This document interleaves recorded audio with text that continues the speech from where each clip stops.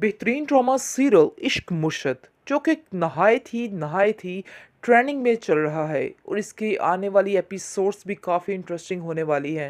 लेकिन जो एपिसोड्स गुजरी हैं वो तो काफ़ी ज़्यादा मज़ा दे के गुजरी हैं। यानी कि बहुत ही मज़ा आया, बहुत इंजॉय किया है इस ड्रामे को देख के सबने। मज़ीद इस वीडियो की तरफ चलेंगे लेकिन उससे पहले हमारे चैनल को कर लीजिए सब्सक्राइब।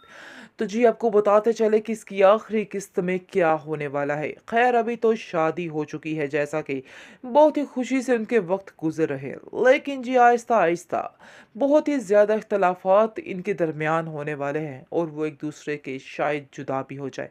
क्योंकि शमीर जो है उसका जहन और है और उसके बाद दूसरी तरफ शिब्रा का जहन और है।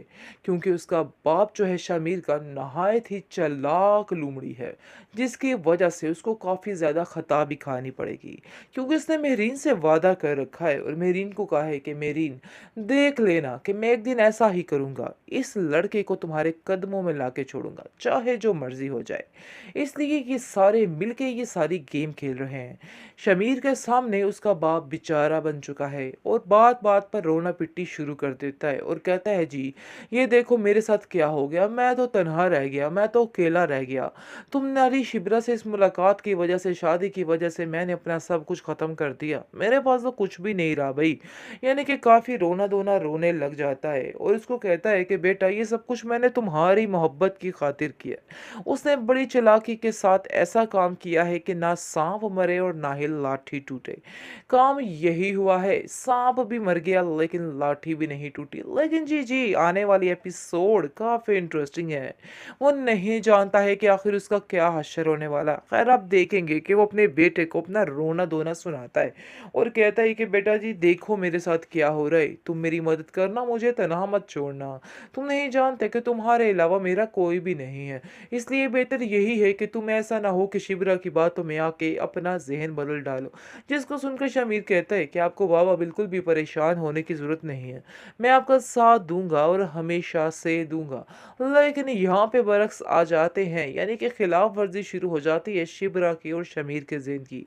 इन दोनों का जहन यहाँ पर बिल्कुल नहीं मैच कर रहा होता है। शिबरा इस चीज़ के खिलाफ होती है और कहती है कि ये काम नहीं करना, वो कहता है जी यही काम करना है। यानी कि अब इनके इख्तलाफात शुरू होने वाले हैं। उसके बाप को इसी दिन का डर था और वो शिबरा को कहता था कि शिबरा बेटा अब हौसले से काम लो, शादी तो हो चुकी है लेकिन मजीद अब तुम्हें हौसले से काम लेना है। क्योंकि ऐसा ना हो कि तुम्हारी ज़िंदगी तबाह बर्बाद होकर रह जाए और मैं ये सब कुछ नहीं चाहता हूँ। मैं चाहता हूँ तुम अपने घर में खुश और आबाद रहो। जी ऐसा ही होता है। शिप्रा कहती है कि मैं बहुत ज़्यादा सब्र कर रही हूँ लेकिन ऐसा ना हो कि मेरे सब्र का पैमाना लबरेज हो जाए। जी दूसरी तरफ देखेंगे कि शमीर को इतना ज़्यादा अपने काम में उलझा लेता है उसका बाप और कहता है कि बेटा तुम मेरा साथ देना, इसलिए वो उसके अपने काम में ही उलझ के रह जाता है। लेकिन दूसरी तरफ शिबरा को भी उसके खिलाफ कर दिया जाता है और ऐसा दिमाग उसका भर दिया जाता है कि शिबरा भी काफ़ी परेशान और काफ़ी ज़्यादा डबल माइंड हो जाती है कि आखिर वो क्या करे और क्या ना करे, क्योंकि उसके पास कोई ऑप्शन नहीं रहा है। शमीर भी उससे दूर जाने लगता है और उसको ऐसा महसूस होने लगता है कि सब कुछ ख़त्म हो रहा है और सब कुछ उसकी मर्ज़ी के ख़िलाफ़ हो रहा है। ये बात उसको बिल्कुल भी बर्दाश्त नहीं है। वो बहुत परेशान रहने लगती है और अपनी माँ से कहती है कि आखिर मैं क्या करूँ? मुझे तो कुछ समझ नहीं आ रही कि आखिर मुझे क्या करना है? मुझे तो ऐसा लगता है कि शमीर मुझसे दूर हो चुका है। जिसको सुनकर वो कहती है कि नहीं बेटा, वो तुमसे बेहद प्यार करता है, तुम्हारे साथ ऐसा धोखा नहीं करेगा, तुम बिल्कुल बेफ़िक्र हो जाओ। लेकिन जी ऐसा ही होता है कि ऐसे कोई चालें चलते हैं लोग कि मेरीन जो है वो उसको उसके खिलाफ करके ही रहती है। दोनों एक दूसरे के खिलाफ होने लगते हैं। शमीर कहता है कि तुम्हें ऐसा काम जेब नहीं देता है, शिप्रा तुम्हें थोड़ा हौसले से काम करना होगा। देखो मैं अपने बाप को भी नहीं छोड़ सकता, मेरे बाप ने मेरे लिए इतनी बड़ी कुर्बानी दी और अपना सारा कुछ तबाह कर लिया सिर्फ और सिर्फ मेरे और तुम्हारे लिए।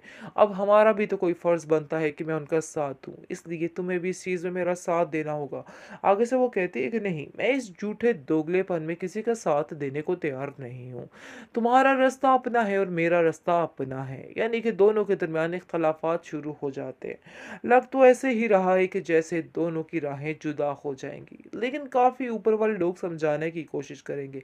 जैसे ही वो लोग शमीर को साइड पे कर देते हैं, तो इन लोगों का बुरा हश्र कर देते हैं और शमीर के ये शिबरा के घर वालों के साथ वो ज़्यादतियाँ की जाती है, बहुत ही बुरा भला इनके साथ किया जाता है और इनको बहुत सी अज़ियतें पहुँचाई जाती हैं। शायद इस चीज़ का अंदाज़ा नहीं था शमीर को कि ऐसा भी होगा और वो सोच ही नहीं सकता था कि ये मेहरीन और इसका बाप सब मिलकर क्या गेम खेल रहे हैं।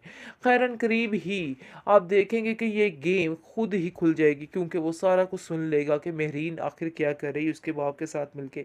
ये चीज़ को बहुत ज़्यादा तकलीफ़ देगी और वो जाएगा अपने बाप के पास और कहेगा कि आपने मेरे साथ बिल्कुल भी अच्छा नहीं किया है। आपने मेहरीन के साथ मिलके ये सारी गेम चलाई। मुझे तो अंदाज़ा ही नहीं था कि आखिर आप ऐसे मेरे साथ कैसे कर सकते हैं? मुझे यकीन ही नहीं आ रहा। जिसको सुनकर वो कहता है कि बेटा मैं तुम्हारा मुस्तकबिल देखना चाहता हूँ और शिब्रा के साथ तुम्हारा मुस्तकबिल बिल्कुल बेबुनियाद है। कोई भी तुम्हारा मुस्तकबिल नहीं बन सकता है। तुम्हें मैं उससे जुदा इसलिए करना चाहता था और ऐसी कोई वजह नहीं है। देखो तुम मेरीन के साथ रहोगे तो तुम्हें सब कुछ हासिल हो जाएगा। जिसको सुनकर वो कहता है कि बाबा आपको अभी तक इस बात की समझ ही नहीं आ पा रही कि आखिर मैं किसके साथ रहना चाहता हूँ और किसके साथ नहीं रहना चाहता। आपको इस चीज़ को समझना चाहिए था। मुझे तो अफ़सोस इस बात का है कि आपने मेरी कोई नहीं सुनी। आपने शिब्रा और हमारे सामने सारी ड्रामेबाज़ी की और लेकिन अंदर से अब क्या था ये तो हमें पता ही नहीं चला। यकीन मानिए मुझे इस चीज़ का बेहद दुःख रहेगा कि मेरे बाप ने मेरे साथ क्या किया है। मेरे सारे अरमान, मेरे सारे ख्वाबों को तोड़ दिया है। मुझे तो आज ऐसा लग रहा है कि जैसे मेरी माँ ने जो कहा था वो सच था। यानी कि आप कभी भी मेरी माँ का साथ नहीं देते थे। वो अकेली तन्हा इस दुनिया से चली गई। सिर्फ़ और सिर्फ़ आपकी वजह से ये सब कुछ हुआ है। और वो कहता है कि बेटा तुम मुझे गलत मत समझो। मैं ऐसा बिल्कुल नहीं कर सकता हूँ।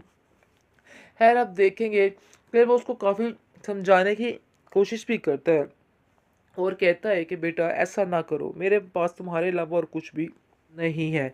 तुम एक वाहिद सहारा हो, तुम मुझे ऐसे छोड़ के नहीं जा सकते हो। जिसको सुनकर वो कहता है कि ये तो मेरी ज़िम्मेदारी है, मैं वाक़ई में आपको छोड़ के नहीं जाऊँगा, लेकिन मेरे दिल में आपके लिए वो जगह नहीं रही है।